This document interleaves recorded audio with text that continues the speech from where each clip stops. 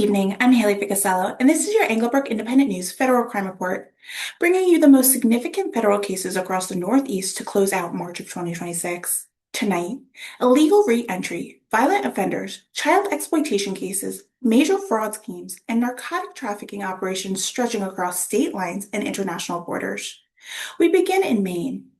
In Portland, Maine, Edgar Murgado Algara, a Mexican national with multiple prior removals from the United States, has been sentenced to 12 months in federal prison for illegally re-entering the country.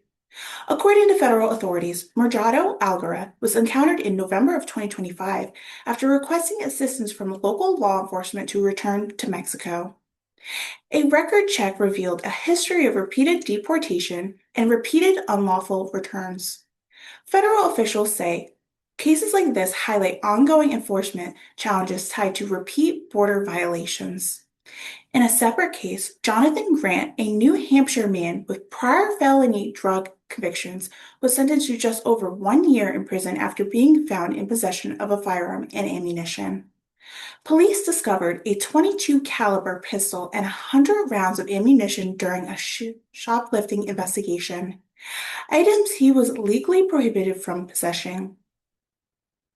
Grant will also serve 2 years of supervised release following his prison sentence. In Vermont, federal prosecutors announced one of the most disturbing cases this month. Brandon Sullivan of Burlington has been sentenced to 15 years in prison, followed by a lifetime of supervised release, for child exploitation offenses. Investigators uncovered more than 2,600 images and 131 videos of child sexual abuse material on his laptop. Authorities also identified online communication where Sullivan attempted to entice who he believed to be a 13-year-old child. This case was triggered by a cyber tip and investigated by the Internal Crime Against Children Task Force. Also in Vermont, Richard Vardsky, a Massachusetts man, was sentenced to 66 months in prison for a Hobbs Act robbery in Burlington. Authorities say he used what appeared to be a firearm, later determined to be a BB gun, to steal a cash before fleeing a scene. Balarski was already on federal supervised release at that time. Two Connecticut men, Harold Sterling and Isaiah Ramos, now face federal drug trafficking charges after a high-speed incident near the Canadian border. Authorities recovered fentanyl, cocaine, and cocaine base after a bag was thrown out of a fleeing vehicle. A firearm was later found inside an abandoned car. Both men remain detained pending trial. In New Hampshire, Thomas Young, a convicted felon, was pled guilty to unlawfully firearm possession. Court records show Young sold a firearm and ammunition in February of 2024, despite being legally prohibited due to prior drug convictions. He now faces up to 15 years in federal prison, with sentencing scheduled for July. Massachusetts saw a surge in major federal cases this month, ranging from drug trafficking to violent crimes and large-scale fraud. Danes Gonzalez Hernandez pled guilty to trafficking large quantities of fentanyl, cocaine base, and methamphetamine, while also possessing firearms in furtherance of drug activity. Authorities seized hundreds of grams of narcotics and multiple loaded weapons. In Worcester, David Breen admitted to stealing more than $1.2 million in COVID relief funds, using taxpayer monies to build homes and purchase luxury vehicles. Also, there were several cases involving exploitation of children. Antonia Mursid was sentenced to 30 years for sexually abusing a minor, including a 6-year-old child.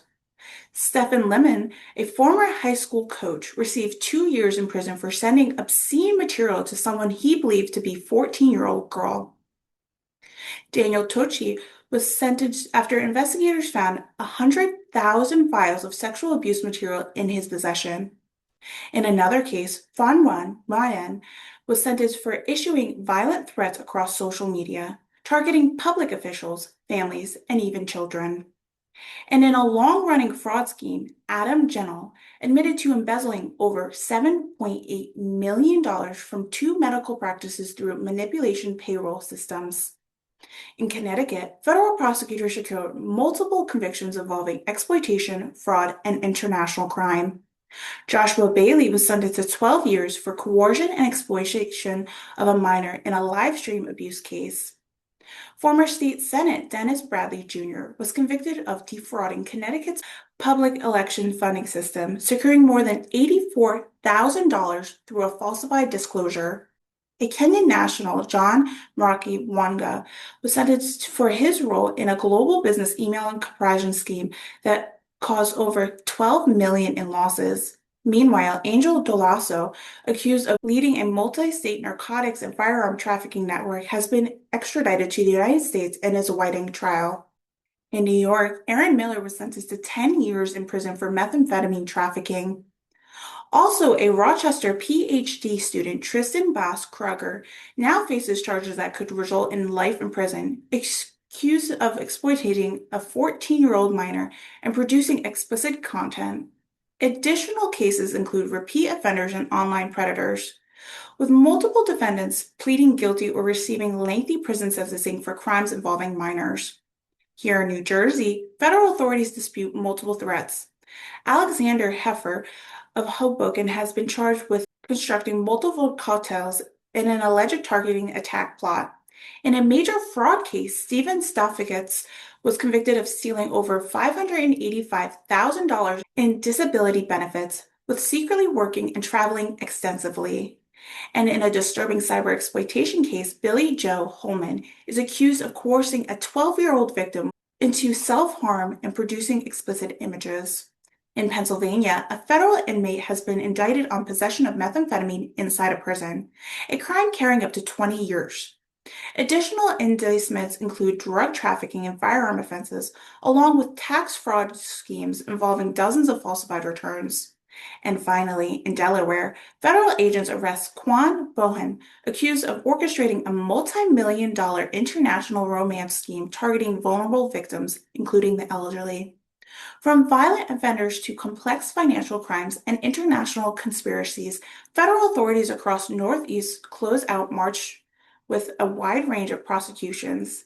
Each case a reminder of the scope and scale of federal law enforcement efforts across our region. I'm Haylee Ficuciello, and this has been your Englebrook Independent News Federal Crime Report.